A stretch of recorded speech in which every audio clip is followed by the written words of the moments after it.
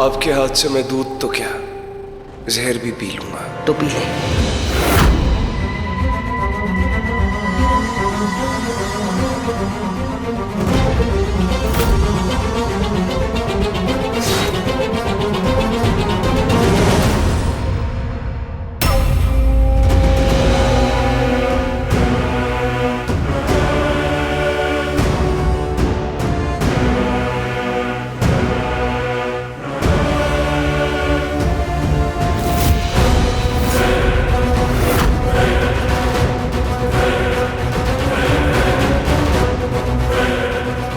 खुश माँ?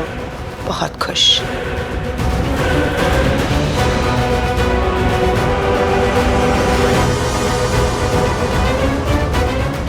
चलिए माँ, अब मैं चेंज कर लेता हूँ, हाँ? और फिर निकलता हूँ। बेटा सुन, मैं भी चलूंगी तेरे साथ। नहीं माँ, प्लीज, अभी तो हमें ये भी नहीं पता कि चंदा आंटी है कहाँ। अब प्लीज यहीं रुकिए, वहाँ बिल्कुल सेफ नहीं होगा। इसीलिए तो मैं कह रही हूँ। देखो, प्रथा अपनी बात साबित करने के लिए क्या किया उसने? चंदा को अपने कैद में रखा है ना। अगर तू वहाँ अकेला गया और अगर उसने तेरे साथ कुछ कर दिया तो नहीं नहीं नहीं, मैं बर्दाश्त नहीं कर पाऊंगी बेटा। इसलिए मैं चलूंगी तुम्हारे साथ। मैं तुम्हारी ढाल बनकर तुम्हारे सामने खड़ी रहूंगी। प्लीज प्लीज बेटा, प्लीज। और सुनो, मैं खुद प्रथा से पूछूंगी कि मुझसे उसकी क्या दुश्मनी है। हाँ प्लीज, आप प्लीज यहीं रुकिए। आप बोल दिया तो बोल दिया, बस। तू जाकर जल्दी से तैयार हो जा।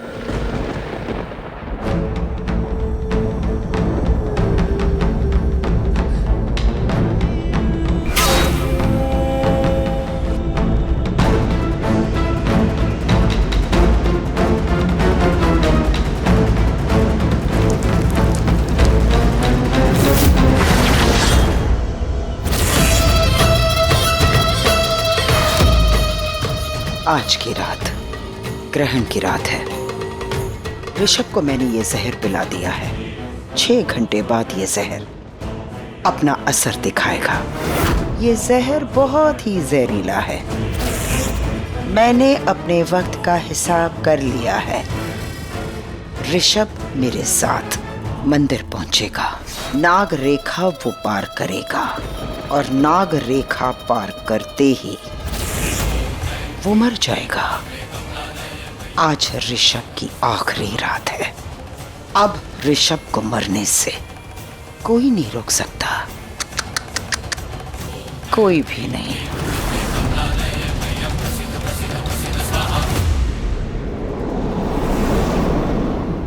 हे शिव जी, मेरा मेरे शिव के साथ कैसा रिश्ता है ये मैं आपको कैसे बताऊं। ये पूरा ब्रह्मांड आपका है और हम सब आपके ब्रह्मांड में रहते हैं। आपके भक्त नाग नागिन, पर एक शेष नागिन और एक शिव का रिश्ता अलग होता है, सबसे सुंदर होता है। क्योंकि एक शेष नागिन शिव की सबसे बड़ी भक्त होती है। आज तक राह आपने दिखाई है शिव जी। अब इस देश को कैसे बचाना है उसकी राह भी आप ही दिखाएंगे शिव जी। अपना हाथ मेरे ऊपर रखिए शिव जी, अपना साथ मुझे दीजिए शिव जी। जय भोलेनाथ।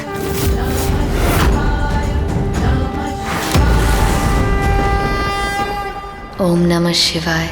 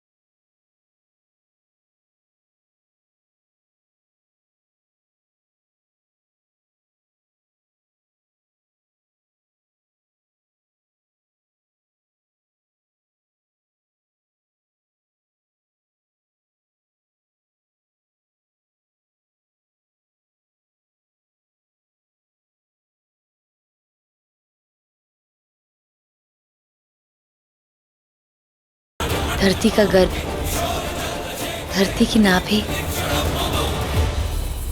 अच्छा, अब मैं समझी कि अमृत कलश कहाँ है। दीदी, हमारे धरती पे 7 सतह है, 7 लोक है। अताल, विताल, सुताल, तलतल, महातल, रसातल और पाताल। और अमृत कलश 7वें लोक में है। अमृत कलश पाताल लोक में है। दीदी, मुझे वो अमृत कलश पाताल लोक से लाना होगा। पर प्रथा, हम वहां तक जाएंगे कैसे? जब हम धरती में समाये थे तब भी हमसे पहले लोक तक ही गए थे, अताल लोक तक। हम इसके नीचे कभी गए नहीं है। तो आज जाएंगे। नहीं प्रथा, वहां तक तो शेष नागिन भी नहीं जा सकती, वो भी ग्रहण की उस रात जिस रात तुम्हारी शक्तियां सबसे कमजोर होती है। आज तक जहाँ नहीं गए दीदी, आज वहां भी जाएंगे। पर प्रथा, कैसे? वक्त आ गया है दीदी। तू सच में ऐसा करेगी? तू जानती है ना, उस शक्ति का उपयोग करने से बारिश तूफान बन जाएगी और तूफान कहर बन जाएगा, और ये धरती फट जाएगी। याद है मुझे माँ ने बताया था। एक बात याद रखना महक, जब भी शेष नागिन को शिवजी से कोई भी वरदान लेना हो तो उसे तांडव करके शिवजी को प्रसन्न करना होगा। प्रथा, तू सच में ये करेगी? हाँ दीदी, आज मुझे इस शक्ति का प्रयोग करना ही होगा। वक्त आ गया है उस शक्ति का प्रयोग करने का। प्रथा, उस तांडव की सबसे बड़ी बात यह है कि उस तांडव की हर ताल तुम्हें बहुत सोच समझ के करनी होगी। याद रख, वो तांडव करते वक्त तुम शिव जी के रुद्र रूप में होगी। शिव जी का दूसरा नाम रुद्र भी है। वो तांडव करते वक्त तूफान भी आ सकता है और कयामत भी आ सकती है। प्रथा, कुछ भी हो सकता है। तू सच में वो तांडव करेगी?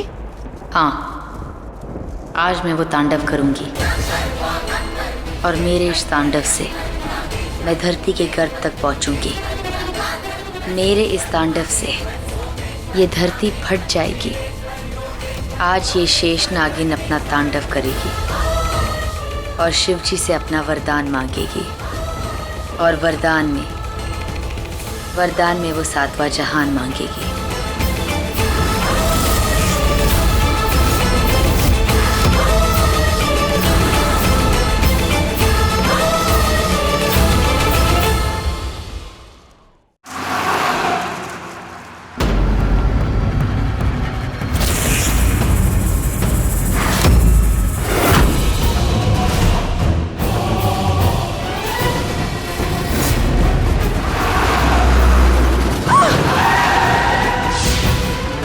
क्या हुआ बेटा? माँ को एकदम से चक्कर आ गया। तुम ठीक तो हो ना? जहर ने असर करना शुरू कर दिया है। मैं समझती हूँ बेटा, तुम्हारे दिल में क्या दर्द है, क्या तूफान उठ रहा होगा। ये सोचकर भी तुम कांप रहे होंगे कि तुम्हारी बीवी भी तुम्हें मार सकती है।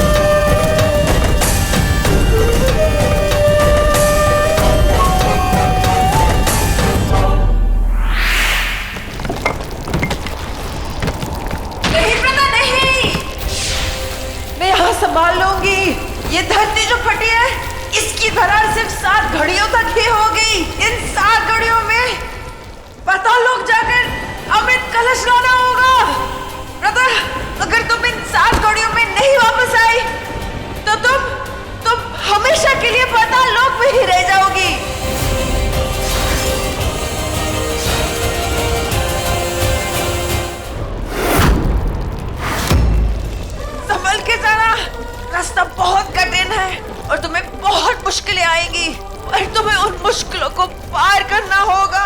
मेरी बहन प्रथा, वादा करो कि तुम वापस आओगी ये दरार बंद होने से पहले। प्रथा दीदी, मुझे मेरे देश की मिट्टी की कसम, ये मेरा वतन है। इस वतन की आन रखूंगी, कलश लेके ही वापस आऊंगी। और मैं आऊंगी दीदी, आपसे वादा रहा।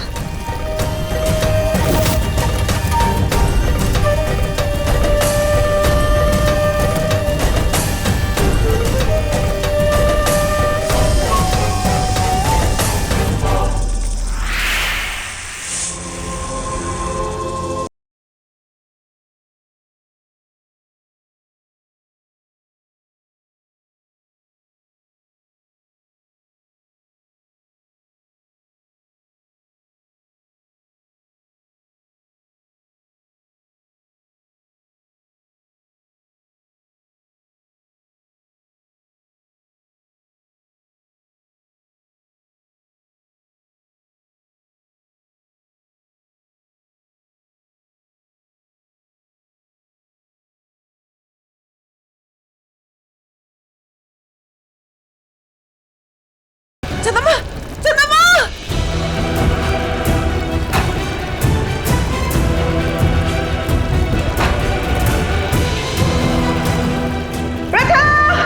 प्रथा सिर्फ 4 घड़ियां बची है, तुम्हें जल्दी वापस आना ही होगा।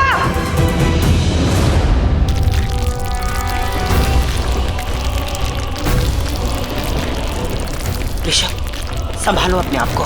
देखो, यही वो मंदिर है